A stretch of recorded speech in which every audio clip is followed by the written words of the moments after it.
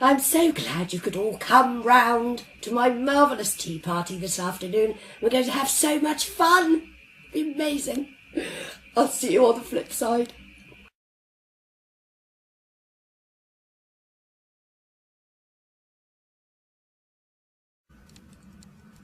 Good afternoon, viewers, and welcome to another episode of English Traditions with me, Aunt T.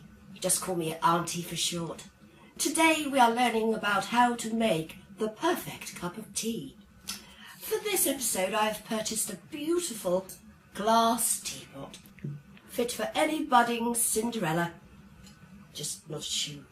But we can have, as you can see, either loose tea bags or bags of good quality. And for that I have purchased PG Tips Rich, a delicate blend of rich tea that will tickle the palate of the most concerning tea drinker.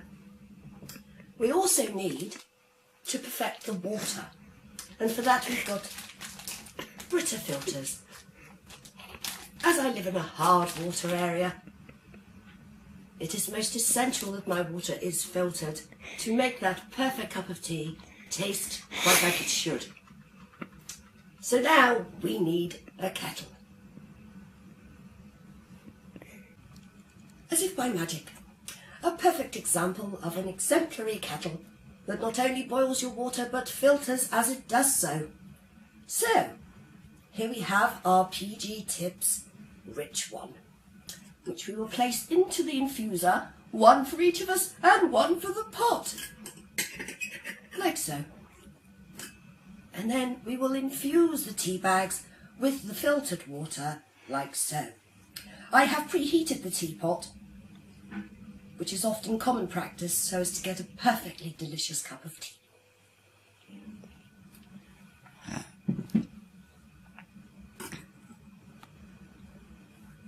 Whilst that is doing its thing, I shall hand you over to my cousin Gertrude, who has popped over most graciously from the German Institute of Tea Making to explain the process in a more scientific manner.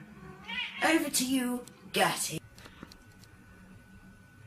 Right, I've come over from Germany, where I'm working at the moment, from up north, to help her out with some science stuff for you.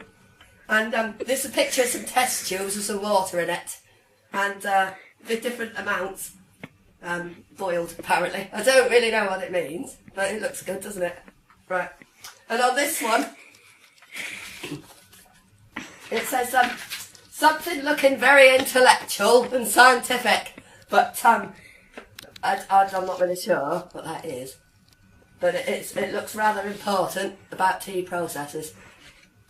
Right. And then we've got my equation I've personally come up with. So, eat your heart out, Einstein.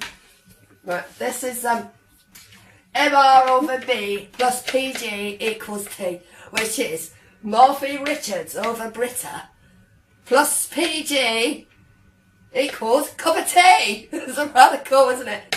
Anyway, right, so a little experiment I performed earlier. I tried myself a little experiment, and I got some litmus paper to test the pH balance of what water I'm drinking at our house. So out of the tap, some council pop. And there we have, look at the alkaline and that. It's as green as the dales. And then some boiled water out of my Brita filtered Morphy Richards super duper kettle. And look at that. Amazing. Hardly any difference at all from normal. It's taken more or less, I'd say 99.98 recurring out of that, and left it absolutely beautifully palatable. So there you go. MR over B plus PG equals T. Thank you very much indeed. And apparently next week it's some science experiment about toilet roll. Thank you. Thank you, Gertrude, for that delightful science bit. Right, now the tea has percolated away in its little pot, I shall now show you how to pour. So we have a glass cup just for today. Normally, of course, I would only use bone china and only with a saucer, because that's proper. Now, you'll get your teapot and pour the tea into the cup, which of course should be warmed. And then you can either sweeten with sugar or perhaps no milk and have lemon. Entirely up to you. And add milk to taste. Spiffing.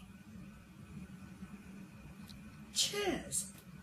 And I hope you'll join me next week when we're looking at the art of perfecting the way to fold the end of the toilet roll for visitors. Thank you so much, darlings. See you soon.